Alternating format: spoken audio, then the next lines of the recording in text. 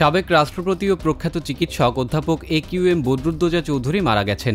শুক্রবার দিবাগত রাত 3:30টার দিকে উত্তরার মহিলা মেডিকেল কলেজ অ্যান্ড হাসপাতালে চিকিৎসাধীন অবস্থায় মারা যান তিনি। তার বয়স হয়েছিল 94 বছর। বি চৌধুরী নামে পরিচিত এই রাজনীতিবিদ 1978 সালে বিএনপির প্রতিষ্ঠাতা জিয়াউর রহমানের অনুরোধে রাজনীতিতে আসেন।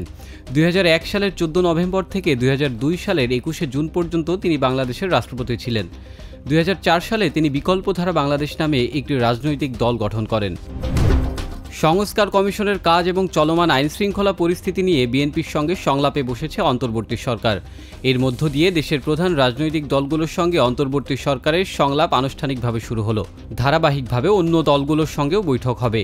এরই মধ্যে অন্তর্বর্তী সরকার 6টি কমিশনের মধ্যে 5টি চূড়ান্ত করেছেন। সংবিধান সংস্কার কমিশন এখনও চূড়ান্ত হয়নি। এই সংস্কার কমিশনগুলোকে রাজনৈতিক দলগুলো কিভাবে সহযোগিতা করতে পারে সে বিষয়ে আলোচনা ও মতামত নেওয়ার জন্যই সংলাপ। আকস্মিক বন্যায় শেরপুর ও ময়মনসিংহে 150-র বেশি গ্রাম তলিয়ে গেছে। ভারী বর্ষণ ও পাহাড়ি ঢলে এই পরিস্থিতি তৈরি হয়েছে। শেরপুরের নালিতাবাড়ি, শ্রীবর্দী ও ঝিনাইগাতী উপজেলায় কমপক্ষে 113টি গ্রাম এবং ময়মনসিংহের ধোবাউড়ায় 50টি গ্রাম বন্যার পানিতে প্লাবিত হয়েছে। এর মধ্যে শেরপুরে অন্তত 3 জনের মৃত্যুর খবর পাওয়া গেছে। ময়মনসিংহের হালুয়াঘাট ও ধোবাউড়া উপজেলায় কয়েক হাজার একর জমির ফসল তলিয়ে গেছে। ভেসে গেছে পুকুরের মাছ। পানিবন্দী হয়ে পড়েছে কয়েক হাজার পরিবারের মানুষ। ভারী বর্ষণ ও পাহাড়ি ঢলে ভোগাই ও চেল্লাখালী নদীর বাঁধ ভেঙে পানি উপচে পড়ছে। বৃহস্পতিবার সন্ধ্যা থেকে নদী দুটির পানি বাড়তে শুরু করে। লেবাননে ইসরায়েলি হামলায় নিহতের সংখ্যা 2000 ছাড়িয়েছে। গত বছরের অক্টোবরে শুরু হওয়া ইসরায়েলি হামলায় দেশটিতে প্রাণহানির ঘটনা ঘটেছে।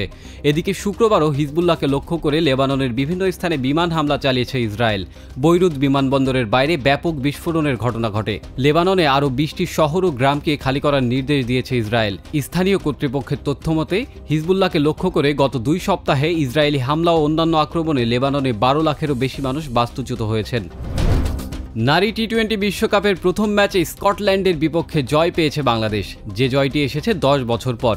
এমন জয়ের উচ্ছ্বাস নিয়ে আজ নিজেদের দ্বিতীয় ম্যাচে ইংল্যান্ডের মুখোমুখি হচ্ছেন বাংলাদেশের নারী ক্রিকেটাররা। লাস্ট ওডিআই ওয়ার্ল্ড কাপে আমরা অনেক ভালো করছিলাম ইংল্যান্ডের সাথে, আমাদের যে বোলিং ইউনিটটা ছিল অনেক ভালো করছে। সো আশাবাদী ইংল্যান্ডের সাথে আমাদের সর্বোচ্চ দেওয়া, তারপর আসলে রেজাল্ট বলে দিবে কি হবে। খেলা শুরু হবে বাংলাদেশ সময় রাত 8টায়। প্রতিপক্ষ শক্তিশালী হলেও স্কটিশদের বিপক্ষে পাওয়া জয় এ ম্যাচের সাহস যোগাচ্ছে বাংলাদেশকে।